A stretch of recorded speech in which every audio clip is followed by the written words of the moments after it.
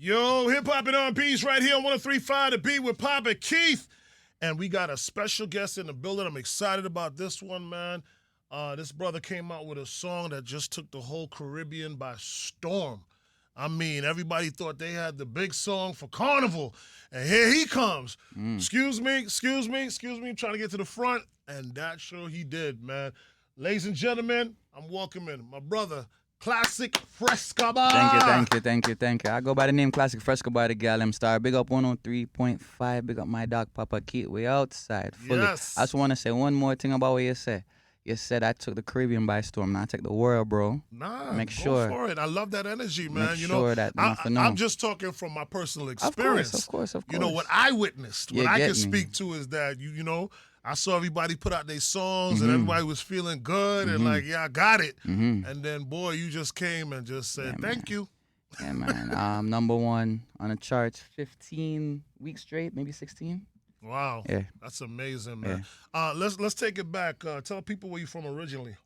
Originally I'm from Jamaica, and then I came to the U.S. in 2001. So I came at the worst time, 9/11. Oh, wow. Yeah. I came. I literally came to like a couple weeks before 9/11. Got you.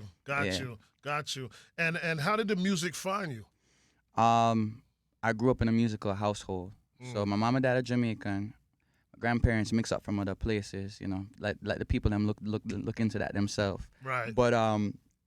But we lived in Jamaica, and I lived in a musical household. My tradition was we had to learn how to play piano because we were supposed to play organ in church. Right. So I always had a musicality. The only thing that was banned in my household because of my grandparents was reggae and dancehall. Wow.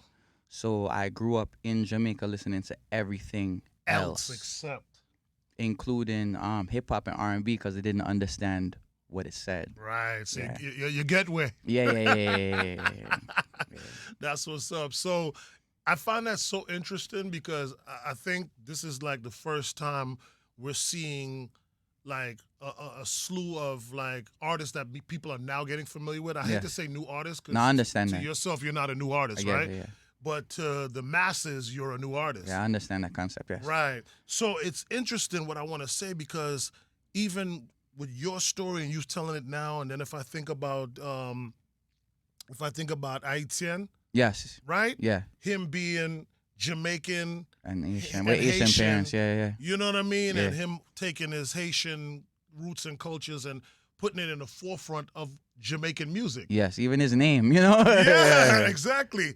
And then now thinking of your story, which I didn't know, Yeah. right? Thinking of your story as both Jamaican parents, but you having this success in soca, yeah. music, Yes. right? Or what we would call soca. Yes. So it's just to show how like the playing field has leveled. Yeah, I mean, you know, within the actual industry itself, there's definitely obstacles, but I can say the internet makes everything level because it's direct to consumer. I don't have Right. to go through the powers that may block me along the way. And So did you have that issue? Absolutely.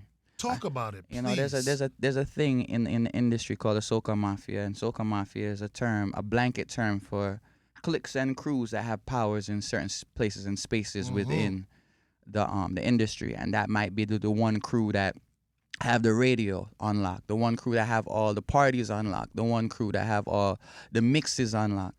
And you know, if you were in a bad position with them,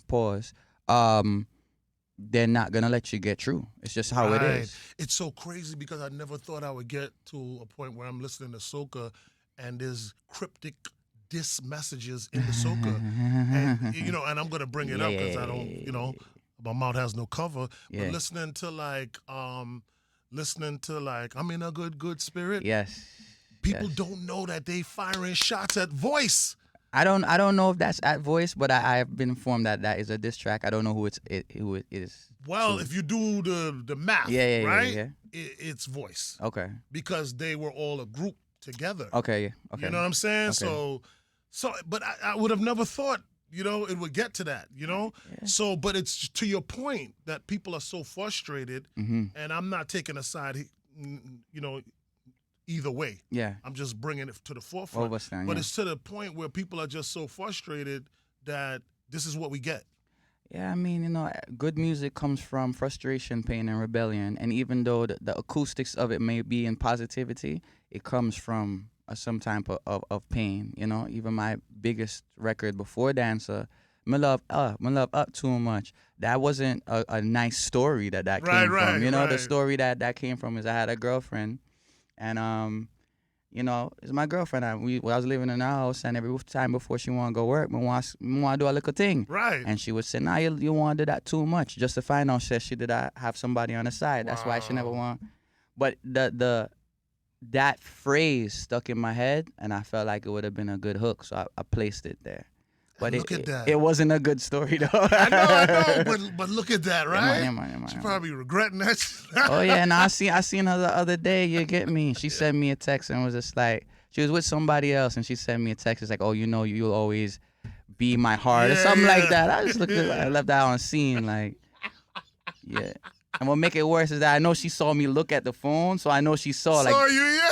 like damn, she knows I ain't changed my number. She's like, oh, he looked at it and put it in his pocket, like. Oh my gosh, I Yeah. love it. Yeah. I want to touch on something else because since we're kind of on the same topic, I made a statement that was kind of taken out of context, but I'm sure you saw it. Yeah, you get beat for that. Yeah. But you know what? I'm gonna be honest with you. I knew it. Yes. Because honestly, he asked me if I wanted him to take it down like the day after, and I said no. And I leave respect that. Yeah. I said, leave it. You know what? Because it needs to be a conversation. So although I know what I said, Yes. we were talking about the comparison of dancehall to soca. Yes, okay. So that's why I said if you come out with 10 songs in a week or whatever, because that's what understand. dancehall does, Uh-huh. or in a month or whatever. Mm-hmm. And he was saying, well, will soca artists be able to ever, get the same money that Vibes Cartel? Mm-hmm. And then that's when I said, well, how can you expect full-time pay if you putting in part-time energy? Mm-hmm. Just saying, like, what's stopping a soca artist from coming out with a song every month? All right, so boom. I understand that conceptually, and I understand the phrasing of it was skewed because you phrased it like seasonal, whatever. Right. So for the powers that be, and just for the sake of the people that are Right. listening right now, soca's season is kind of tricky because there are over like 30 carnivals in a year on different months. So technically, soca season never really stops because there's a carnival every. But as in terms of what you said, what's stopping a soca artist from dropping a record every month? I drop a record every month.